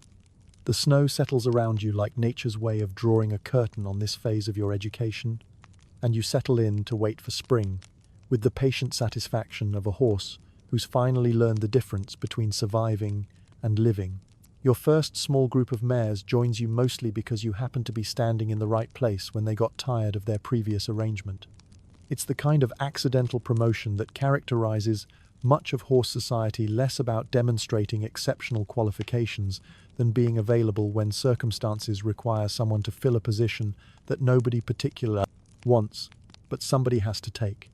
The mares, three of them, ranging from experienced to moderately skeptical, appear in your valley on a warm spring morning with the purposeful air of creatures who've made a decision and are prepared to live with the consequences. Their previous stallion, you gather from the subtle signs of healing bite marks and the general tension in their posture, turned out to be more interested in demonstrating his authority than in providing the kind of protection and leadership that makes herd life worthwhile. You're grazing peacefully when you notice them watching you from across the meadow, conducting what appears to be a committee evaluation of your suitability as their new life partner. The assessment involves considerable staring, some quiet conversation among themselves, and the kind of thoughtful consideration usually reserved for major financial decisions. After what feels like several hours but is probably only 20 minutes, the lead mare approaches with the businesslike manner of someone conducting a job interview. She doesn't announce her intentions. Horses rarely waste time on elaborate explanations when actions will communicate more efficiently, but her approach suggests she's ready to discuss terms and conditions for a potential working relationship. The negotiation is conducted through the subtle language of horse politics, respectful distance, careful positioning, and the exchange of meaningful looks that somehow communicate complex information about expectations, boundaries, and mutual obligations. You find yourself agreeing to terms you don't entirely understand for a position you're not sure you're qualified to hold. Within hours, you've transitioned from bachelor stallion to family man, a change in status that comes with responsibilities you didn't know existed and challenges you couldn't have anticipated. Suddenly, you're not just responsible for your own survival, you're the primary decision maker for a group of horses who are depending on you to know things you've never had occasion to learn. Discovering that leadership mostly involves making decisions you're not qualified to make and pretending you're sure they're right becomes your daily reality. Every choice where to graze, when to move, how to respond to potential threats affects the safety and well-being of horses who've entrusted their lives to your judgment. The weight of this responsibility is heavier than you expected. When you were a bachelor stallion, poor decisions affected only you. Now, a mistake in reading weather patterns could leave your mares exposed to dangerous storms. Misjudging the intentions of other stallions could result in conflict that puts everyone at risk. Choosing the wrong grazing area could mean inadequate nutrition during critical periods. You learn to make decisions with incomplete information, to project confidence when you're actually uncertain, and to accept that leadership often involves choosing between options that are all imperfect in different ways.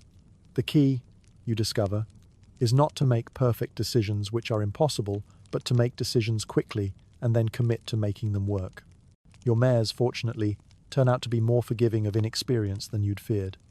They seem to understand that effective leadership is a learned skill, and they're willing to provide gentle correction when your decision-making needs adjustment.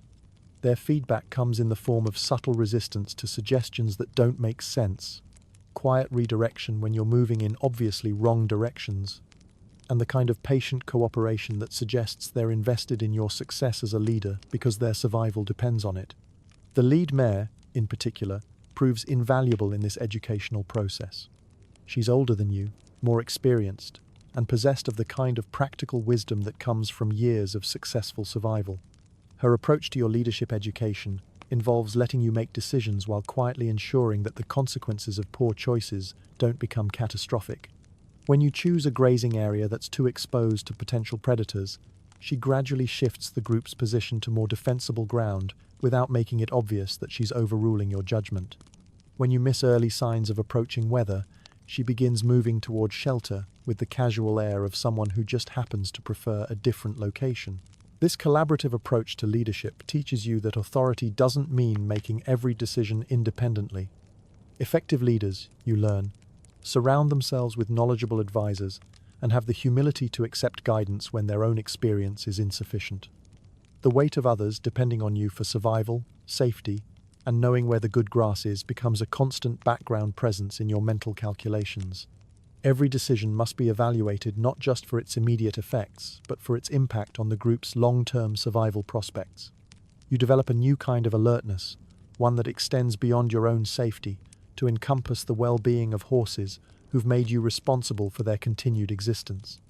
Your scanning of the environment becomes more systematic, your assessment of potential threats more thorough, your planning for seasonal changes more comprehensive. This expanded awareness is exhausting at first.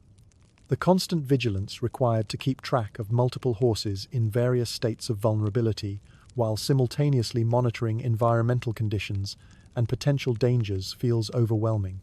But gradually, you develop the mental stamina needed to sustain this level of responsibility, and what initially felt like burden begins to feel like purpose. Your first foal is born into your band on a misty morning in late spring, arriving with the kind of dramatic timing that suggests nature has a sense of theatre. The birth happens during your watch, while you're standing guard over the mares as they rest in a sheltered meadow that seemed perfectly safe until it suddenly contained something tiny, impossibly fragile, and somehow your responsibility. The foal emerges into the world with all the grace of a dropped umbrella, legs everywhere, and coordination nowhere to be found.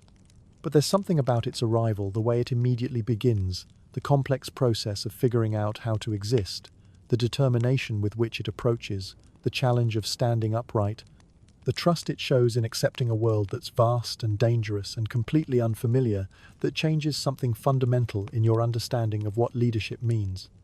This isn't just another horse joining your herd. This is a creature whose entire existence depends on your ability to provide safety, security, and the kind of protection that will allow it to survive long enough to learn its own survival skills. The responsibility is more personal than anything you've experienced, carrying emotional weight that goes beyond the practical concerns of resource management and threat assessment. You spend the first night after the birth standing watch with an intensity that surprises you, hyper alert to every sound and movement that might indicate potential danger. The foal sleeps with the complete relaxation of something that trusts absolutely in the protection of the adults around it, and that trust feels like both a gift and a terrifying obligation. Learning to read weather, predators, and the subtle politics of inter-herd relationships becomes essential for successfully managing the increasingly complex social and environmental challenges that come with family leadership. Your education in these areas happens through a combination of careful observation, trial and error, and the kind of practical experience that can't be taught but must be lived. Weather reading involves learning to interpret subtle changes in air pressure, wind patterns, and cloud formations that provide early warning of conditions that could threaten your herd's safety. You develop sensitivity to the way humidity feels different before serious storms, the particular quality of light that indicates rapid weather changes, and the behavioral patterns of other animals that suggest they're preparing for challenging conditions. Predator assessment requires understanding not just the obvious signs of immediate danger, but the more subtle indicators of predator presence in your territory. You learn to distinguish between the normal sounds of prairie life and the changes in ambient noise that might indicate predators moving through the area. You develop awareness of the scent patterns that suggest recent predator activity and the environmental changes that might attract dangerous animals to your grazing areas. Inter-herd politics proves to be the most complex area of your continuing education.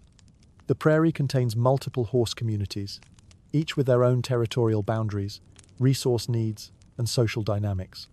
Managing relationships with neighboring herds requires diplomatic skills you never developed during your bachelor years.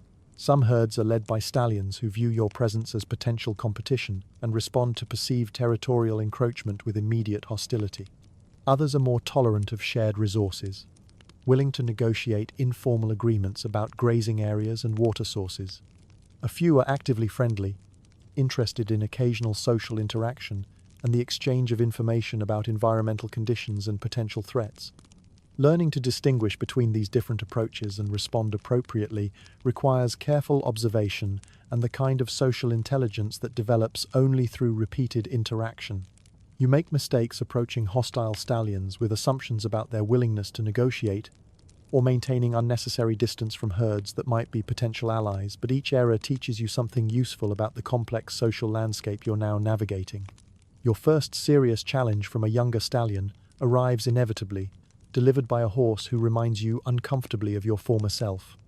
Confident without experience, aggressive without wisdom, and convinced that enthusiasm can substitute for competence.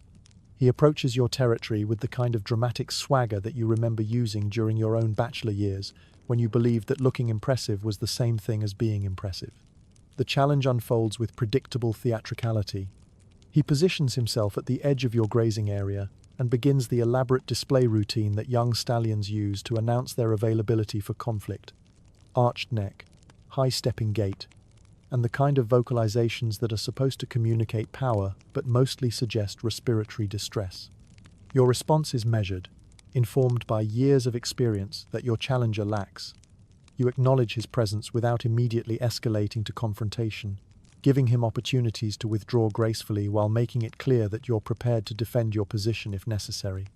The standoff continues for several hours, a complex negotiation conducted through posture and movement. He maintains his aggressive display while gradually realizing that you're not responding with the kind of immediate hostility that would justify the fight he's looking for. You maintain alert readiness while demonstrating that you're not threatened by his theatrics. Eventually, the reality of the situation becomes clear to both participants. He's challenging a mature stallion who's been successfully managing herd responsibilities for several years. You're defending territory and family against a challenger who's more enthusiasm than threat. The power differential is obvious to everyone involved, including your mares, who watch the proceedings with the patient attention of creatures observing a familiar ritual. The resolution comes when your challenger, having demonstrated his willingness to fight without actually forcing a fight, withdraws with the kind of dignity that suggests this was always part of his plan. You allow him to retreat without pursuit, understanding that letting him leave with his pride intact is better than creating an enemy through unnecessary humiliation. The encounter teaches you something important about mature leadership. The most successful conflicts are often the ones you don't have. Knowing when to fight is important, but knowing when not to fight is often more valuable. Dawn breaks over your territory with the kind of quiet beauty that makes the responsibility of protection feel less like burden than privilege. Mist rises from the hidden creek that runs through your grazing area, creating temporary mysteries in the landscape that will disappear as the sun climbs higher. The air carries the scents of warming earth and fresh grass, and the comfortable presence of horses who've settled into the rhythm of life under your protection. Your mares graze peacefully in the growing light, their calm alertness indicating that they feel secure in their environment. The foal explores the immediate vicinity of its mother with the kind of fearless curiosity that's possible only when safety is provided by others. The older horses move through their morning routines with the efficiency of creatures whose needs are being met and whose future seems reasonably secure. Standing watch over this scene, you experience something that might be the beginning of what could eventually become satisfaction. The quiet recognition that you're successfully fulfilling the responsibilities you never asked for but somehow acquired. Your decisions have kept everyone alive through another night. Your protection has allowed the vulnerable members of your herd to rest securely. Your leadership has created conditions where young horses can grow and learn and develop their own survival skills. The weight of responsibility is still there, still constant, still demanding your attention and energy. But it no longer feels overwhelming. It feels like purpose, the kind of meaningful work that makes the effort worthwhile, even when the effort is considerable. As the sun climbs higher and burns off the morning mist, revealing the full scope of the territory you've claimed and defended, you realize that leadership isn't about being qualified for responsibility, it's about growing into responsibility through the experience of accepting it. You're no longer the young stallion who stumbled accidentally into family management. You've become something else, a horse who understands that survival is a group project, that protection is a learned skill, and that the best leaders are often the ones who never wanted to be in charge but accepted the job because someone had to do it. By year 6, you've figured out the basics of being a successful stallion, which turns out to involve less dramatic heroism than you'd expected, and more practical problem-solving than anyone bothered to mention during your romantic bachelor fantasies about leadership. You know where to graze during different seasons, when to move to avoid conflicts or take advantage of better resources, and how to look threatening enough to avoid most conflicts without actually having to prove your point through violence. The key insight that transformed your approach to herd management is the understanding that most problems solve themselves if you're patient enough to let them, and smart enough not to create new problems while you're waiting. This revelation came slowly, through years of making situations worse by trying to fix them immediately, and it represents the kind of practical wisdom that can only be learned through extensive experience with your own poor judgment. Your herd grows, shrinks, and reshuffles according to the natural rhythms of wild horse society, playing out in your little corner of the world. Mares join when they're seeking better protection or more compatible social arrangements. Others leave when family obligations, personality conflicts, or simple restlessness motivate them to try different circumstances. Young stallions are born, grow up, and eventually receive the same polite suggestions about relocation that you once received. This constant flow of horses through your social circle teaches you that successful leadership involves accepting change rather than resisting it. Trying to hold together a group that wants to separate creates tension and conflict that benefits no one. Allowing natural transitions to happen at their own pace maintains harmony and keeps the door open for future reunification when circumstances change. The art of reading these social dynamics becomes second nature after years of practice. You learn to distinguish between temporary dissatisfaction that will resolve itself and serious unhappiness that requires attention. You develop sensitivity to the subtle signs that indicate when horses are considering making changes and when they've already decided to act on those considerations. Most importantly, you learn not to take these transitions personally. Horses leave your herd for reasons that usually have more to do with their own needs and circumstances than with any failure on your part. Understanding this prevents you from wasting energy trying to convince horses to stay when leaving might be better for everyone involved. Your territory expands and contracts based on seasonal conditions, population pressures, and your own evolving understanding of resource management. During abundant seasons, you can afford to be generous with boundaries, sharing prime grazing areas with neighboring herds, and maintaining the kind of relaxed territorial policies that promote good inter-community relationships. When resources become scarce, your territorial management becomes more stringent, focused on ensuring adequate nutrition and water access for your own horses. This isn't selfishness, it's recognition that you can't protect other horses if you fail to protect your own, and that sustainable resource use requires sometimes saying no to requests that you can't actually fulfill. Mastering the art of the strategic retreat proves to be one of your most valuable skills as a mature leader. Knowing when a fight isn't worth having saves energy, prevents injuries, and maintains relationships that might be valuable in future circumstances. Not every challenge requires confrontation. Not every territorial dispute needs to be resolved through conflict. Not every slight demands immediate response. The decision-making process for these situations involves rapid cost-benefit analysis. What are you fighting for? What are the likely costs of conflict? What are the probable outcomes of different responses? How will various actions affect your long-term relationships with other herds in the area? Sometimes, strategic retreat means temporarily yielding a grazing area to a more aggressive neighbor while quietly moving your herd to a different location with equally good resources. Sometimes it means allowing a young challenger to posture and display without rising to the bait, letting him exhaust himself without exhausting yourself. Sometimes it means accepting minor territorial adjustments to avoid major conflicts that could result in injuries or lasting animosity. This approach requires confidence in your own leadership and security in your position within the herd. Horses who doubt their own authority often feel compelled to respond aggressively to every perceived challenge, while secure leaders can afford to choose their battles carefully. Your relationship with younger stallions evolves from rivalry to something more complex as you become the established older horse that newcomers challenge. Teaching a young stallion the same lessons you had to learn the hard way turns out to be surprisingly difficult, largely because wisdom can't be effectively transferred through explanation. It has to be acquired through experience.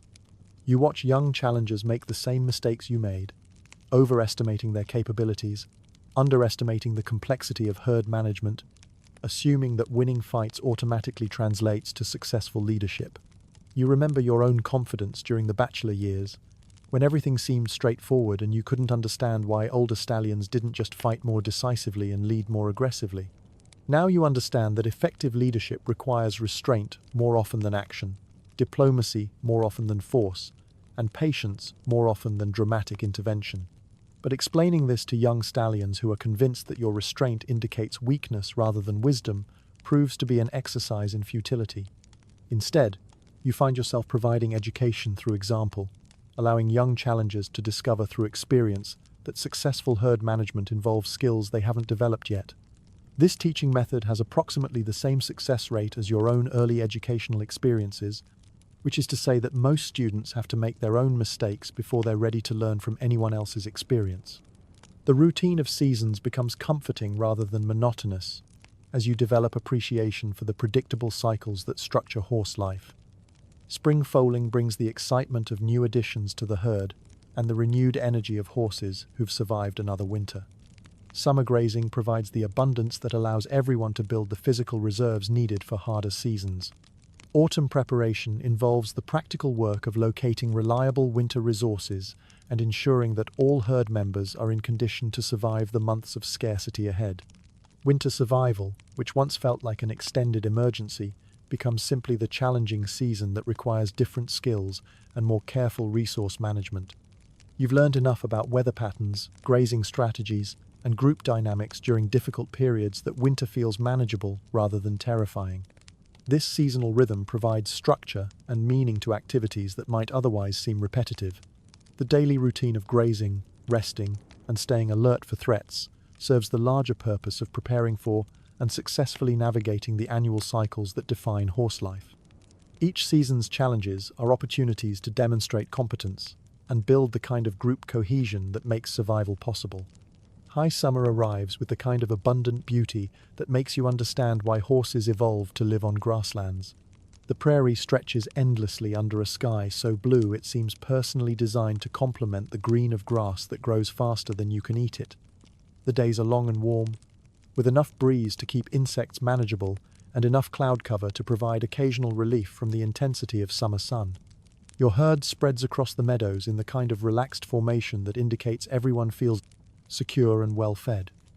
The mares graze with the methodical contentment of creatures who know they're building reserves for less abundant seasons. The foals explore their environment with the fearless curiosity that's possible only when survival is someone else's responsibility. Even the older horses seem to move with less of the careful alertness that characterizes life during more challenging periods. This is as close to perfect as existence gets for something that spends most of its time worrying about predators. The combination of abundant resources, favorable weather, and successful social dynamics creates conditions that allow you to appreciate the simple pleasure of being alive in a world that's temporarily aligned with horse needs and preferences. Standing in your territory on a perfect summer evening, watching your herd settle into night routines while the sun sets behind distant mountains, you experience something that might be happiness. The recognition that you're successfully doing work that matters in circumstances that allow you to do it well. The challenges are still there, they always will be, but right now they feel manageable. The responsibilities are still heavy, but they're balanced by the satisfaction of meeting them competently. The future is still uncertain, but the present feels stable enough to allow for moments of simple appreciation. You realize that this is probably what success looks like for a wild horse. Not dramatic victories or legendary achievements, but the quiet accomplishment of keeping everyone alive and reasonably comfortable while navigating the ongoing challenges of existence in a world that's beautiful but indifferent to individual survival. As the stars appear and your herd settles into the peaceful breathing patterns of horses who feel safe enough to rest deeply, you understand that you've achieved something valuable, the ability to create conditions where other creatures can thrive. It's not the kind of success that gets commemorated in songs or stories, but it's the kind that makes the effort worthwhile. You realize you've become the older stallion that younger stallions practice their intimidating stares on sometime during your 13th year, when you notice a bay colt positioning himself at various distances around your territory and working on what appears to be his impression of a threatening presence. His technique needs work. The neck arch looks more like he's stretching after a nap than demonstrating power, and his approach to territorial posturing suggests he's been taking lessons from someone who learned intimidation techniques through correspondence course. But there's something familiar about his earnest incompetence that triggers recognition. This is exactly how you looked during your own early attempts at appearing formidable. The same overconfident swagger masking complete inexperience. The same conviction that dramatic gestures could substitute for actual capability. The same fundamental misunderstanding of what makes older stallions impressive. Watching him practice his routine provides entertainment value and a certain perspective on your own journey from bumbling amateur to competent professional. You remember believing that mature stallions succeeded through superior aggression and more convincing threats, when the reality is that successful horses learn to avoid conflicts more often than they win them. The young challenger eventually works up the courage to approach your territory with official intentions, delivering his challenge with the kind of theatrical flair that suggests he's been rehearsing this moment for weeks. His performance includes all the classic elements: dramatic approach, impressive vocalizations, and the kind of posturing that looks more dangerous than it actually is. Your response is measured, informed by years of experience with similar situations. You acknowledge his challenge without immediately escalating to confrontation, giving him opportunities to demonstrate his commitment while maintaining your own options for how to resolve the encounter. The standoff continues long enough for both of you to assess the situation thoroughly. He's eager for conflict, but increasingly aware that you're not responding with the kind of immediate aggression that would justify the fight he's seeking. You're prepared for violence, but hoping to resolve the situation through less destructive means. Eventually, the reality of the power dynamic becomes clear to everyone involved. He's challenging a mature stallion with over a decade of successful herd management experience. You're defending territory and family against someone whose primary qualification is enthusiasm. The outcome of actual combat would be predictable and probably educational, but not particularly beneficial for either participant.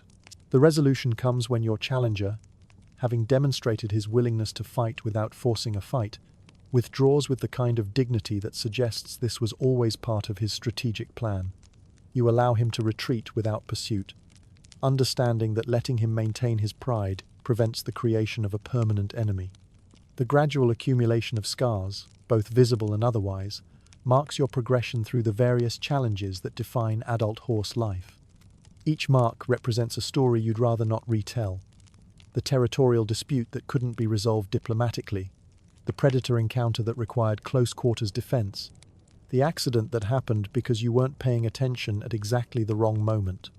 Some scars are purely physical: the bite mark on your shoulder from a stallion who disagreed with your territorial boundaries, the scratches from a mountain lion that made the mistake of threatening your herd, the various nicks and cuts that accumulate from years of navigating a world full of sharp rocks, thorny plants, and other environmental hazards. Others are less visible but more significant: the wariness that develops after you've been betrayed by horses you trusted, the careful conservatism that follows decisions that endangered horses under your protection, the emotional distance that accumulates after you've lost horses you cared about, to accidents, predators, or simply the passage of time. These psychological scars don't heal the way physical injuries do. They become part of your permanent operating system, influencing how you assess risks, evaluate relationships, and make decisions about trust and vulnerability. They represent hard-earned wisdom about the realities of a world that's beautiful but often unforgiving. The challenge is learning to carry these experiences without letting them make you overly cautious or emotionally unavailable. Scars can teach valuable lessons about danger and loss, but they can also prevent you from taking appropriate risks and forming necessary relationships. Finding the balance between wisdom and openness becomes an ongoing project that requires constant adjustment. Watching your offspring grow up and make the same mistakes you made provides both entertainment and frustration, delivered in roughly equal proportions. Your foals approach the world with the same combination of confidence and incompetence that characterized your own early years, convinced that they understand challenges they've never faced and prepared for situations they've never encountered. They respond to your advice with the same selective deafness you demonstrated toward older horses during your own youth, accepting guidance about matters they consider unimportant while ignoring warnings about dangers they don't yet understand. Their approach to learning seems designed to maximize both educational value and personal risk, as if they've concluded that wisdom can only be acquired through the most inefficient methods possible. You find yourself offering the same advice that older horses once gave you, with approximately the same success rate. Your warnings about the dangers of overconfidence are ignored by young horses who are convinced their overconfidence is actually appropriate confidence. Your guidance about territorial politics is dismissed by horses who believe their generation has discovered better approaches to conflict resolution. The pattern repeats with each new generation, suggesting that the transfer of wisdom from experienced horses to inexperienced ones is limited by factors that have nothing to do with the quality of the advice being offered. Young horses seem to require personal experience with failure before they're willing to consider that older horses might have useful insights about avoiding failure. This creates a certain philosophical acceptance of the educational process. You continue offering guidance because it occasionally helps, and because it's part of your responsibility as an experienced herd member. But you no longer expect your advice to be immediately accepted or effectively implemented, which reduces the frustration of watching young horses repeat avoidable mistakes. The moment you realize you've stopped trying to prove yourself and started simply existing arrives without announcement, sometime during your 15th year. You're standing in familiar territory, surrounded by horses who've chosen to stay with your herd, engaged in the routine business of converting grass into continued existence, when you notice that you're no longer thinking about your reputation or status, or the impression you're making on other horses. This represents a fundamental shift in motivation and focus. During your younger years, much of your energy was devoted to establishing and maintaining your position within horse society. You competed for territory, demonstrated your capabilities through various displays and conflicts, and worked constantly to convince other horses that you were worthy of respect and followership. Now, that need for external validation has been replaced by internal satisfaction with the work itself. You protect your herd because protection is valuable, not because successful protection enhances your reputation. You make good decisions about resources and territory because good decisions benefit everyone involved, not because they demonstrate your leadership capabilities. This change in perspective makes many aspects of herd life simpler and more sustainable. Decisions can be based on practical considerations rather than image management. Conflicts can be avoided or resolved based on actual costs and benefits rather than concerns about how your response will be perceived. Energy can be focused on effective action rather than impressive action. The transition feels like growing into yourself rather than growing into a role. You're no longer performing the part of a successful stallion, you've become one, in the quiet, undramatic way that characterizes most genuine achievements. Your first serious challenge to your leadership that you can't win through pure stubbornness arrives during your 16th year, delivered by circumstances rather than by any individual challenger. A drought that's worse than usual combines with territorial pressure from expanding human activity to create resource shortages that can't be resolved through traditional herd management techniques. The problem isn't that you lack the skills to handle the situation, it's that the situation requires responses that exceed the resources available to any individual herd leader. The solutions require cooperation with other horse communities, negotiation with human authorities, and adaptation to environmental changes that are beyond the scope of normal stallion responsibilities. Your initial response follows familiar patterns: increased vigilance, more careful resource management, and the assumption that determination and experience will be sufficient to overcome the challenges. But it becomes clear over several weeks that this approach isn't adequate for problems of this magnitude. Learning to pick your battles, which mostly involves learning not to pick them at all, becomes essential for navigating this new level of complexity. Not every territorial encroachment requires response. Not every resource shortage demands aggressive protection of existing claims. Not every change in circumstances needs to be resisted rather than adapted to. The decision-making process becomes more sophisticated, involving longer-term thinking and more complex cost-benefit analysis. Some battles that you could win aren't worth the energy they would require. Some conflicts that you might lose could be avoided entirely through diplomatic rather than confrontational approaches. Some problems that seem urgent might resolve themselves if you're patient enough to let them. This approach requires a level of confidence and security that only comes from years of successful leadership.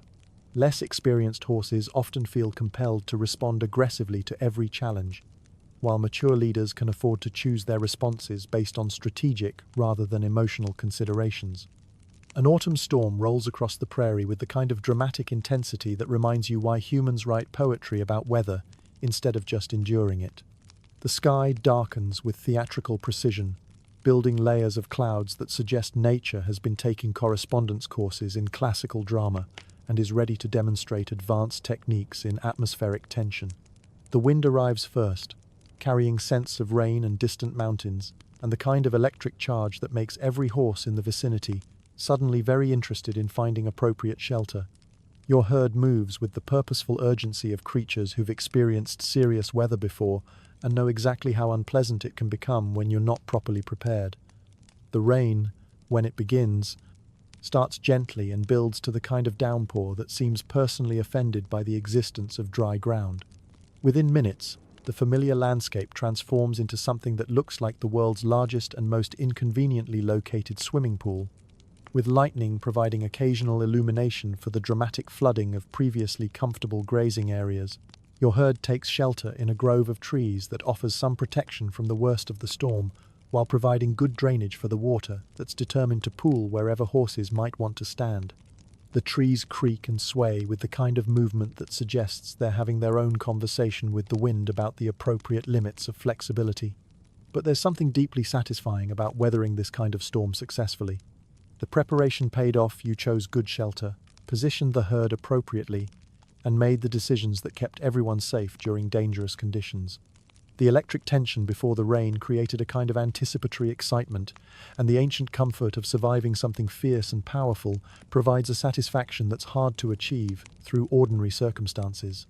Standing with your herd in the aftermath of the storm, watching the sun break through clearing clouds to illuminate a landscape that's been washed clean and renewed, you experience the kind of quiet contentment that comes from competent survival. You've successfully navigated another challenge, protected the horses under your care, and demonstrated once again that experience and good judgment can overcome most of what the world decides to throw at you. The storm passes, leaving the prairie temporarily transformed but fundamentally unchanged. The grass will recover, the water will drain, and normal routines will resume. But the memory of successfully weathering something powerful and potentially dangerous adds to the accumulating sense of competence and reliability that defines your later years. You've become the kind of horse that others depend on during difficult circumstances, not because you're immune to problems, but because you've developed the skills and perspective needed to navigate problems successfully. It's the kind of quiet achievement that doesn't inspire songs or stories, but it's the foundation upon which all the more dramatic aspects of horse life depend. The inevitable challenge arrives on a crisp morning in your 19th year, carried on the shoulders of a stallion who's reached that dangerous age where confidence has caught up with capability, but wisdom still lags somewhere behind, trying to catch its breath. He approaches your territory with the kind of purposeful stride that suggests he's been planning this encounter for months, possibly while staring at his reflection in still water and practicing the speech he'll never actually give. You recognize him immediately. Though not personally, he's the inevitable next generation, the horse you were 15 years ago, convinced that the future belongs to those bold enough to seize it from the failing grip of their elders. He's strong, experienced enough to be dangerous, young enough to believe that strength and experience are all that matter, and possessed of that particular confidence that comes from having never faced a problem that couldn't be solved through the straightforward application of determination and superior attitude. The challenge itself unfolds with familiar choreography, but this time you're watching it from a different perspective. Instead of the confident defender facing an inexperienced challenger, you're the aging incumbent whose reflexes have slowed just enough to matter, whose strategic thinking has perhaps become a little too subtle for a world that sometimes requires immediate and decisive action. The preliminary posturing reveals uncomfortable truths about the passage of time and the inexorable mathematics of physical decline. He's faster than you remember being at his age, stronger than you currently are, and possessed of the kind of stamina that comes from joints that haven't spent 2 decades absorbing the accumulated impact of survival.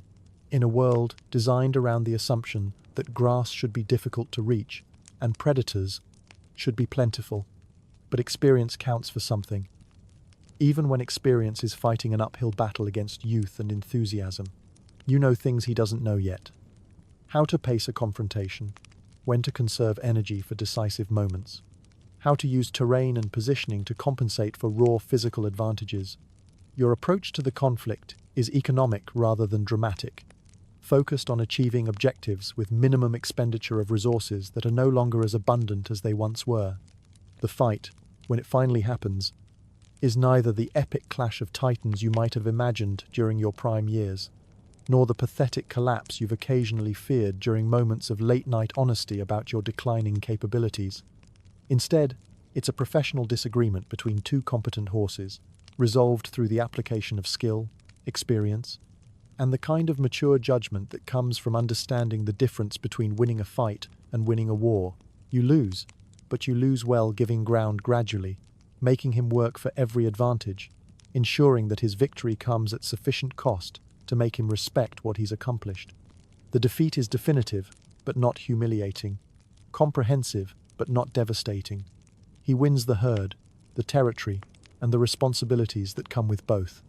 You retain your dignity, your health, and most importantly, the option of remaining part of the community, rather than being exiled to spend your remaining years as a solitary old horse living on memories and increasingly questionable foraging skills. The grace with which you handle the transition surprises you more than anyone else.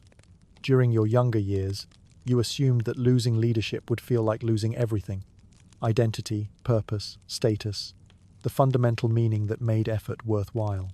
Instead, you discover that stepping back from primary responsibility brings a kind of relief you didn't expect and weren't prepared to appreciate.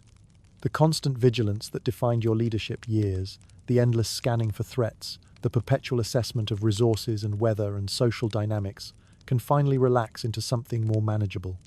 You're still alert, still capable, still valuable to the herd's collective survival, but you're no longer the primary decision maker whose choices determine everyone else's fate. Your new stallion approaches his responsibilities with the kind of intense focus that you remember from your own early leadership years, when every decision felt monumentally important and every choice seemed to require the full application of your intellectual and physical resources. He takes charge of territorial defense, resource management, and herd protection with the earnest dedication of someone who's convinced that constant vigilance is the only thing standing between his horses and disaster. Watching him make all the same mistakes you made provides a complex mixture of entertainment, frustration, and recognition. He over-responds to minor territorial challenges that could be resolved through strategic indifference. He wastes energy on conflicts that will resolve themselves given sufficient time and patience. He interprets every environmental change as a potential crisis requiring immediate and decisive action. You recognize the pattern because you lived it, with exactly the same conviction that dramatic response was always superior to measured consideration. Now you understand that most problems solve themselves if you're patient enough to let them, and that the appearance of constant activity often masks the absence of actually useful work. The slight satisfaction of knowing he'll figure it out eventually, or he won't, provides a comfortable philosophical distance from outcomes that are no longer your primary responsibility to manage. If he learns from experience the way you learned from experience, he'll gradually develop the kind of practical wisdom that makes leadership sustainable rather than exhausting. If he doesn't learn, he'll be replaced by someone who will, and the essential work of herd survival will continue regardless of which specific horse happens to be in charge at any given moment. This perspective feels like wisdom, though it might just be the kind of detachment that comes from having survived long enough to recognize patterns that seemed unique and urgent when you were living them for the first time. Your attempts to offer advice are received with exactly the same polite dismissal you once directed toward older horses, whose guidance seemed irrelevant to the unprecedented challenges of your own leadership era. He listens with the kind of respectful attention that clearly indicates he's waiting for you to finish talking so he can return to the important business of handling everything himself. The advice you offer is practical, based on decades of experience with the specific challenges he's facing. Which territorial boundaries are worth defending, and which can be negotiated, how to read weather patterns that indicate when to move to different grazing areas, which neighboring stallions are genuinely dangerous and which are mostly theatrical. All useful information, all completely ignored, all destined to be learned through exactly the same trial and error process that taught you the same lessons. The pattern is so familiar that you find it amusing rather than frustrating. Young leaders need to make their own mistakes because wisdom that's given rather than earned carries no weight and provides no foundation for future decision-making. Your advice will be ignored until it's independently discovered, at which point it will seem obvious and perhaps slightly condescending that anyone ever bothered to mention such self-evident truths. The strange relief of no longer being responsible for everyone else's survival manifests in unexpected ways. Your sleep becomes deeper, less interrupted by the hyper-alertness that characterized your leadership years. Your grazing becomes more focused on nutrition than territorial positioning. Your social interactions shift from the constant assessment of power dynamics to the simpler pleasure of enjoying the company of horses you've known for years. You discover aspects of herd life that were invisible during your years of primary responsibility. The subtle humor in social interactions between mares who've developed complex relationships over many seasons. The quiet satisfaction of watching young horses learn skills that you no longer have to teach. The simple pleasure of moving through familiar territory without having to constantly evaluate its strategic value. This expanded awareness of ordinary life provides a different kind of satisfaction than the dramatic challenges that defined your leadership years. There's beauty in the routine, meaning in the mundane, and genuine contentment to be found in participating in herd life without having to direct it. Finding your place in the herd's new configuration requires some adjustment, but the role that emerges feels appropriate for your experience and current capabilities. You're the advisor who's consulted when complex problems require historical perspective, the backup protection for situations where additional experience might be valuable, the repository of practical knowledge about seasonal patterns, territorial relationships, and environmental conditions that accumulate over decades of careful observation. Most importantly, you're the bridge between the herd's past and present, carrying knowledge and memory that provide continuity when leadership changes and circumstances shift. Your presence offers stability and reassurance to horses who've lived through multiple transitions and appreciate having access to someone who remembers how similar challenges were successfully navigated in the past. Your favorite grazing spot sits on a low rise that provides excellent sightlines across the valley while catching the late afternoon light in ways that make ordinary grass look like something worth contemplating rather than simply consuming.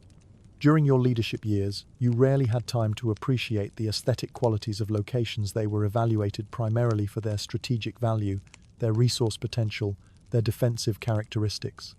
Now, for the first time in decades, you can graze in this spot without constantly scanning the horizon for potential threats, without mentally cataloging escape routes, without assessing the position's vulnerability to various forms of attack. The vigilance is still there, it's too deeply ingrained to disappear entirely, but it operates in the background, leaving space for other kinds of awareness. The light at this time of day has a quality that makes everything look more significant than usual, as if the ordinary business of existence briefly reveals its underlying meaning before settling back into comfortable mundane reality. The grass tastes better when you're not eating it, while simultaneously planning defensive strategies.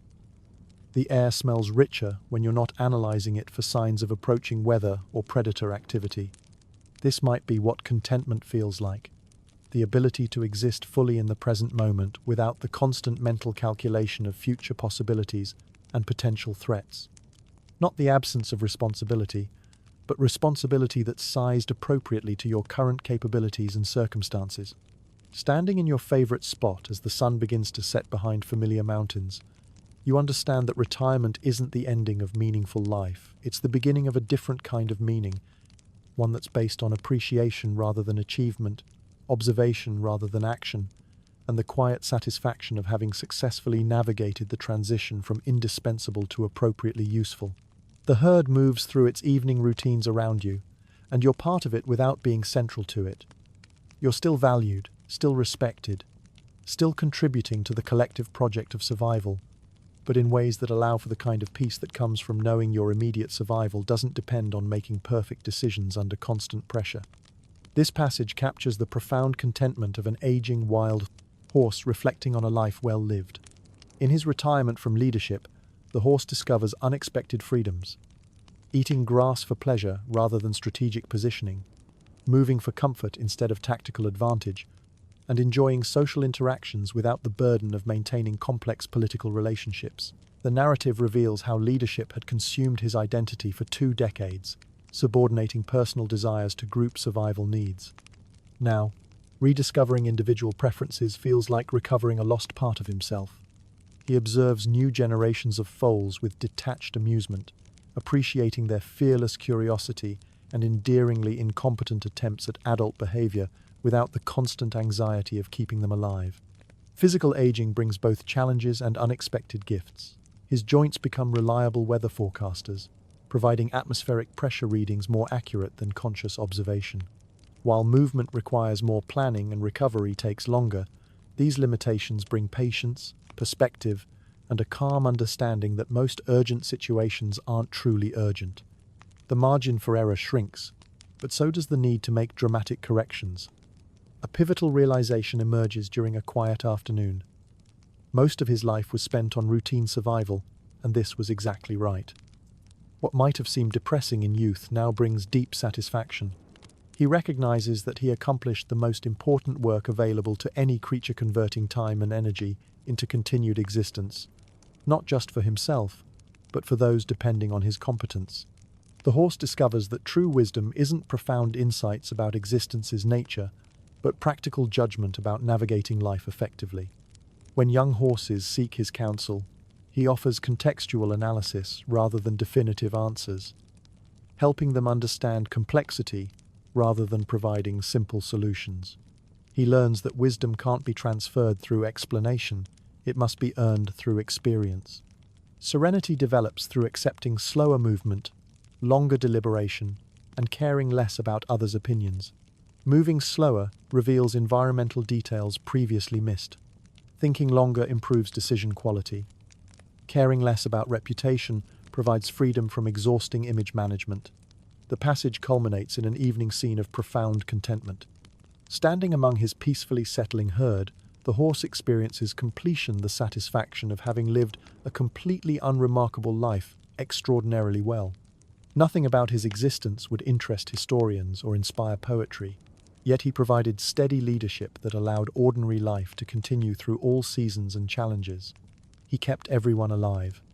Through abundance and scarcity, safety and danger, harmony and conflict, he created conditions where young horses could grow, relationships could flourish, and essential existence could proceed without unnecessary crisis.